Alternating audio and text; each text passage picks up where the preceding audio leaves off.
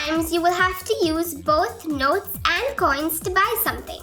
So, do I have to carry both notes and coins with me? You don't have to, but it is always better to carry both. Buy using coins and notes. Let's buy a pencil box which costs 25 rupees. How will you pay for it? We will use a 20 rupee note and the remaining 5 rupees with the coin. That's correct!